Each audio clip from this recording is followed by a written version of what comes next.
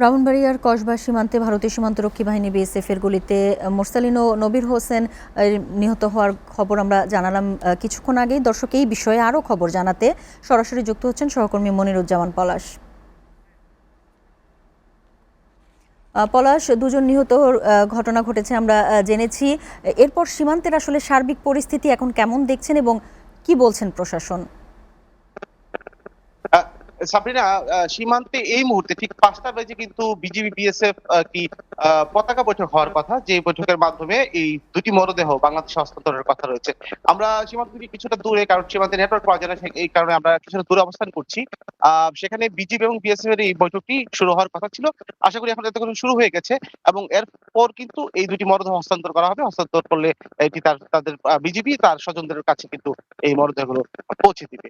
আপনি জানেন যে এই দুটি হত্যাকাণ্ড ব্রাহ্মণবাড়িয়া সীমান্তে কিন্তু এই ধরনের হত্যাকাণ্ড ঘটনা ঘটে না, কারণ গোলাগুলির ঘটনা খুবই কম এখানে। কিন্তু এই গত 6 মাস ধরে কিন্তু এখানে এই গোলাগুলির প্রবণতা বেড়েছে।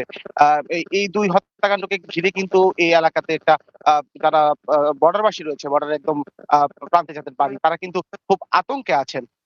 আমি যদি দুই হত্যাকাণ্ডের ব্যাপারে বলি, তাদেরকে কিন্তু তাদের মধ্যে যেই একজনকে কিন্তু ঘটনাস্থলে গুলি করে নিহত করা হয়েছিল এবং তার সাথে যে আহত ছিল নবীর হোসেন, তাকে কিন্তু সহ কিন্তু নিয়ে যাওয়া হয় এবং সেখানে ত্রিপুরার এক হাসপাতালে কিন্তু তাদেরকে রাখা হয়েছিল।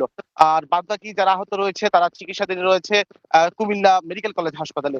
এখানে আইনগত কিছু বিষয় আছে, তাদের মাঝে আতঙ্ক বিরাজ করছে। পুলিশি এবং আইন শৃঙ্খলা বাহিনী তৎপরতা থাকতে পারে, এই কারণে কিন্তু অনেকে ঠিকমতো চিকিৎসাও নিচ্ছেন না। তো আমরা উপজেলা প্রশাসনের তাদের সাথে কথা বলেছি। উপজেলা প্রশাসন এই মরদেহগুলো হস্তান্তর প্রক্রিয়া অংশ নিচ্ছে এবং বিজিবি বিএসএফ এর কাছ থেকে কিন্তু তারা এই মরদেহগুলো নিয়ে পরিবারের কাছে হস্তান্তর করবে। সাবরিনা, এই ছিল আমার কাছে ব্রাহ্মণবাড়িয়া থেকে। পলাশ, আপনাকে ধন্যবাদ।